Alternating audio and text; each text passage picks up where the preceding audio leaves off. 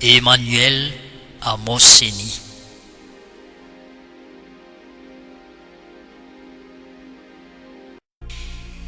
Indro atolotra anao etondray androany ny tantaran'ny Emmanuel Amoseny. Ny tantaran'ny Emmanuel Amoseny. Tantara tena nisy marina Emmanuel Amoseny. Ity fijoroana vavolombelona ity dia tatsy Afrika Atsimo tsy dia lavitra loatra ny nositsika, ao andrefa avaratra Madagasikara ao. Tovolahy izay niara-nonina tamin'ny Losifera tany amin'ny elo ary ambasadoro, izany hoe solontenan'ny Satana tetỳ ambony tany, nefa nafahany Jesosy tamin'izany ka efa lasa ambasadoron'i Kristy kosa ankehitriny. Aoka tsy toy ny mpiaino tantara fotsiny ianao, fa sainitsaino izay voasoratra ao amin'ny Tesalonianina voalohany 5:2-2 ka hatramin'ny 4:2 manao hoe fantaro ny zavatra rehetra, hazony mafy izay tsara, fadio ny fanao ratsy rehetra.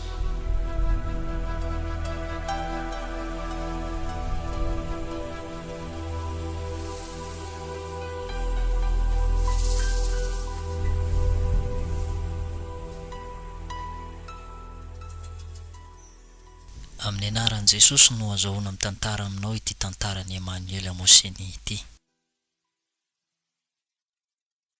izay nosoratany tao amin'ny boky ny fomba izay nanafahan'i Jesosy ny olona tao amin'ny fanandevozan'ny devoly tao amin'ny tanàna iray. Tao amin'ny tanàna iray tao Nigeria no niseho ny tantara. Tao amin'ny toerana io dia nisy fianakaviana anankiray, ary fianakaviana io dia tena mpanan-karena ary nanana ny naizy azy. Nanana zanaka 4 mianadahy, ny anankiray vavy matoa natao hoe Naomi, ary ny anankiray vavy evo tsy voalaza ny anarany, ary avy eo dia Emmanuel Amoseny no fahatelo, ary ny faravavy kosa dia Julia.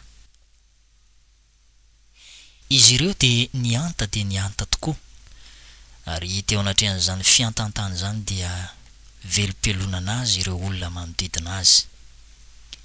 Voalohany indrindra aloha dia maty ilay ray mpianakaviana, rain'izy 4 mianadahy izany. Afaka kelikely indray dia maty koa ny renim-pianakaviana, ary nahafaty azy mivady ireo dia nampisavian'ny olona, ka mboto tanteraka izy 4 mianadahy.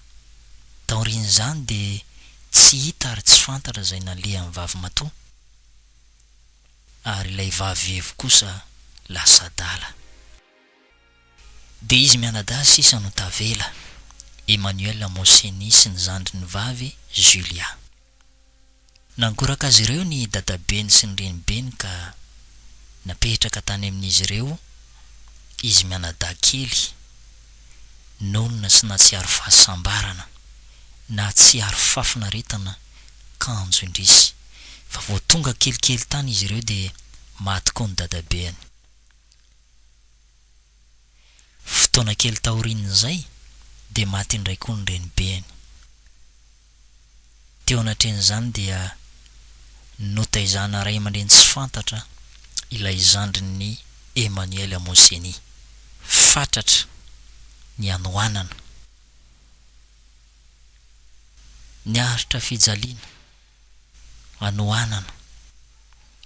Tao anatin'izany koa ny olona tao an-tanàna dia tsy faly ny ahita azy ireo ho velona, fa ny hamono azy satria nialola azy ireo.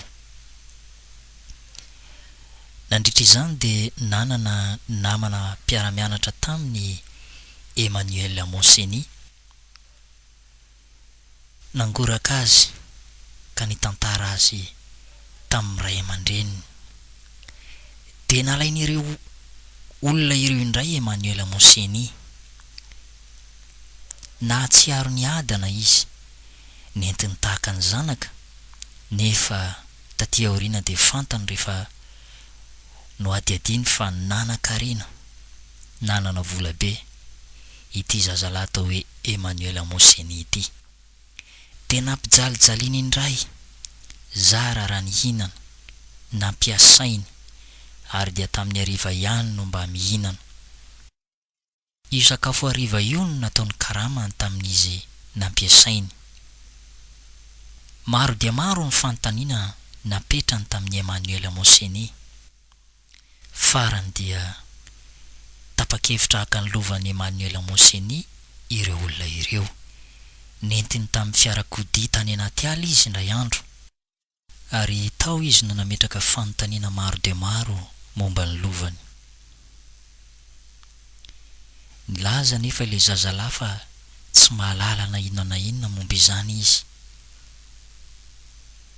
Saika novonoana izy ireo i Emmanuel Moseni no izany, kanefa nahery no izy ka dia afanandositra.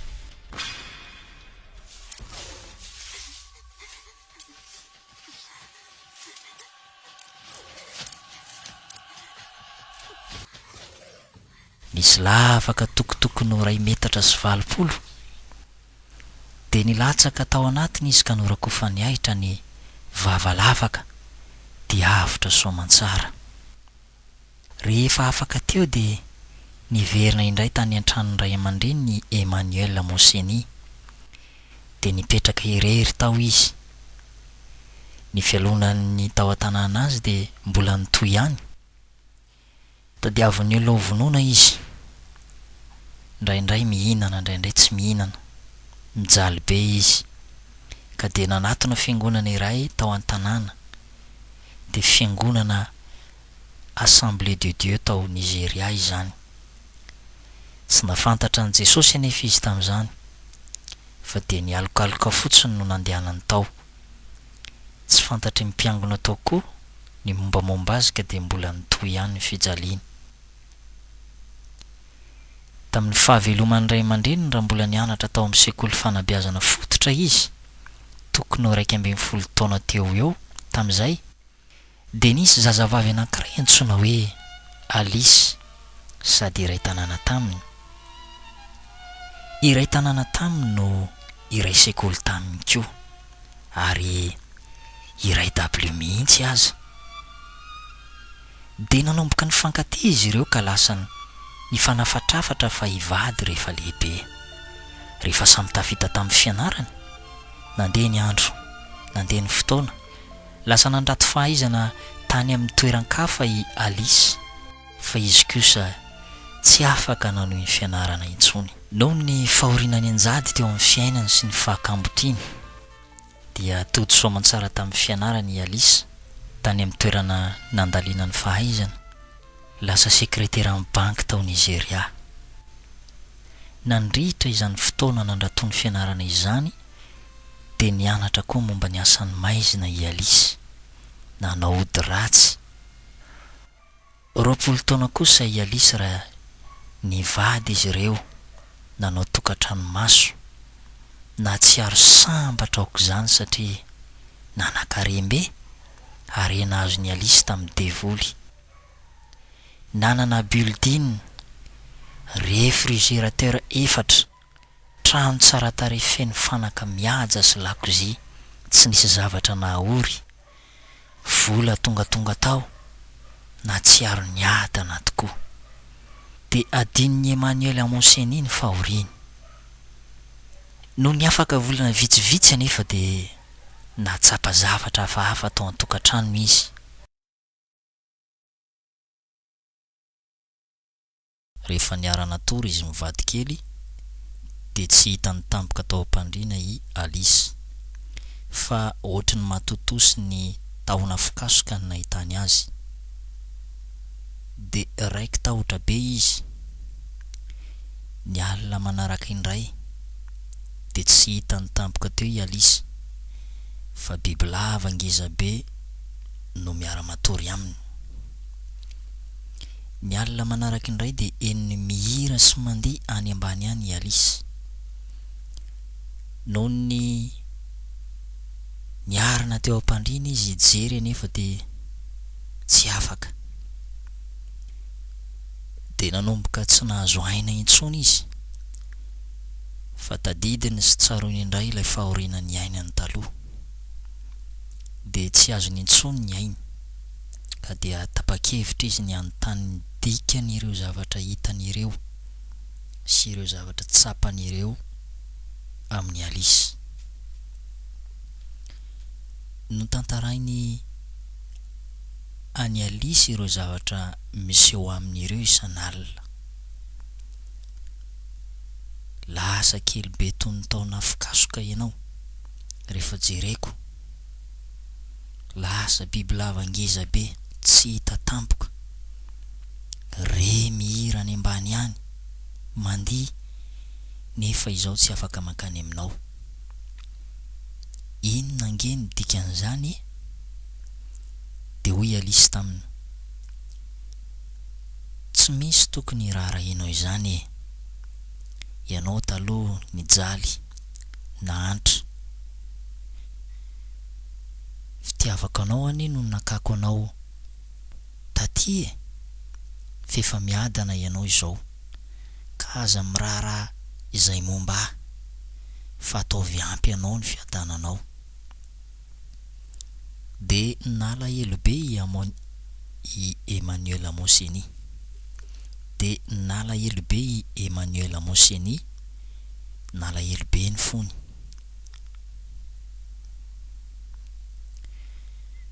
Tonga tampoka avy tany am-piasana i Alice ka nampahery azy, ka nilaza taminy hoe,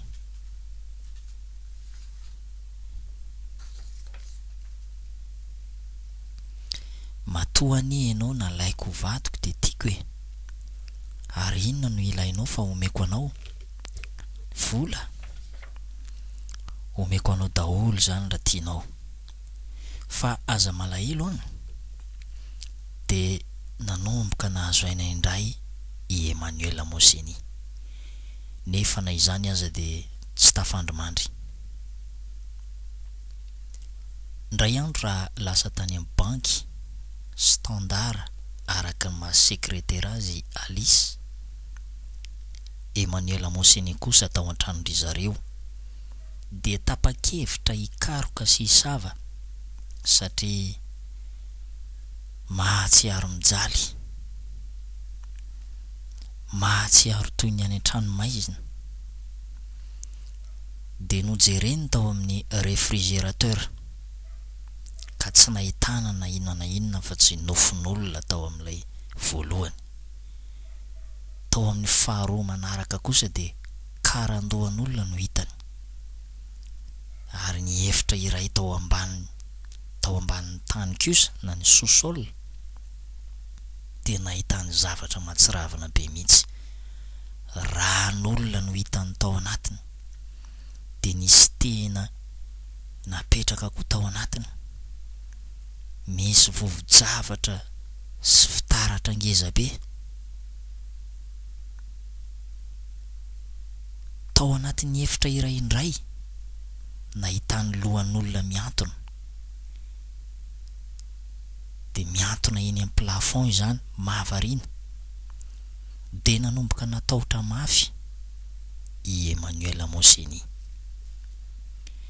I Alice moa nanana tsindrimandry ka avy hatrany dia nilaozany ny banky izay niasany, ka lasa namonjy ny Emmanuel Amoseny izy. Fantany fa efa nosavain'ny Emmanuel Amoseny ny trano, ary fantany daholo ny zavatra rehetra momba azy.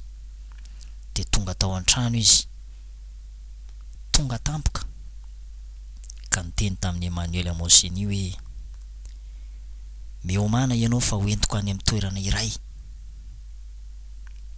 Tsy afaka nanday intsony Emmanuel Amoseny, fa nanaiky ny hoany hiaraka amin'ny Alice. Noho ny tonga tao amin'ilay toerana nisy azy ireo izy, dia nahitana toerana iray ngeza be ao ambanin'ny tany tao Nigeria. Nisy trano midadasika be, tsy nisy olon-dehibe tao anatin'ilay trano na dia iray aza, fa tanora avokoa, lahy sy vavy. Ny zavatra nataony ireo tanora ireo dia nidera ny devoly. Akory ny agagan'i Emmanuel Lamosieny fa tsy mba olombelona nofo aman-drano mitarika amin'ny fivoriana fa karandohan'olona fotsiny, minananana sy miteny araka ny fitariana ao amin'ny fivoriana. Ankoatr'izany dia feno zavatra mahatsiravina mihitsy no ny aina natao, toy ireny mandray ny fanasan'ny tompo ireny ka ran'olona nosotroina. Ilay mpandroso sakafo dia tsy mba olona manana vatana fa taolan'olona mandehandeha mpandroso sakafo amin'ny fivoriana. Tonga izy dia nanao fampahafantarana tamin'ireo namany manao hoe nahazo namana vaovao tsika nahazo namana vaovao tsika. Emmanuel Lamosieny no anarany. Niaraka tamin'izay dia niteka ny refitrefitra izy rehetra sady faly dia faly tokoa, dia nomena valosongeza be i Alisy satria nataona olona ho an'ny devoly. Niarahaba ny Emmanuel Lamosieny ireo tanora ka nanao hoe tonga soa e. Noho ny farana ny fivoriam-ben'izy ireo dia niteny tamin'ny Emmanuel Lamosieny ilay karandoha mpitarika fivoriana hoe raha mpitso ianao dia tsy miaraka namin'iza fa tongava any amiko. Ampanaoviko fiofanana any Inde koa ianao. Ano mantsy no efa fohy ben'izy ireo. Noho ny nody Emmanuel Lamosieny sy Alisy rehefa hariva ny rava fivoriana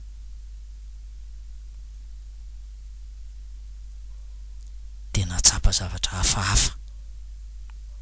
Ka raha vantany vao tonga tany an-trano dia hoy Alisy tamin'ny Emmanuel Lamosieny, manomboka izao ianao dia tsy mahazo manambady intsony ary tsy mihinana ny hanina fihinan'ny olombelona intsony fa ran'olona, henan'olona no fihinanao manomboka izao. Dia nahaka biby lava maty i Alisy, voalavo maty, nofin'olona, ran'olona ary niarahany hihinana izany. Tsy hita tampoka teo indray i Alisy tamin'ny oalina io. Rehefa tokotoko no tamin'ny 4 maraina dia tonga tao an-trano indray izy, ary no tonga tao izy dia nitondra zazavavy kely. Avy hatrany dia nisy fanapahan-kevitra tao amin'ny Alisy fa tsy maintsy ho potsirina ny voamasony io zazavavy kely io, ka tena tsy ravina i Emmanuel Lamosieny raha nijery izany. Niika mafy ilay zazavavy kely ka nanohina ny fony, nefa no ny fanekena nataony Emmanuel Lamosieny dia tsy hafa-niala izy. Tena ontsa tokoa ny fony raha nijery ilay zazavavy kely. Tsy vitan'izany fa notapahany Alisy ny lohany ka notatazany rany ary nasainy nosotroiny. Ka hoy Alisy taminy, vita ny fanekena voalohany, manomboka izao dia anao daholo ireo fananana rehetra ireo fa izao tsy ho hitanao intsony.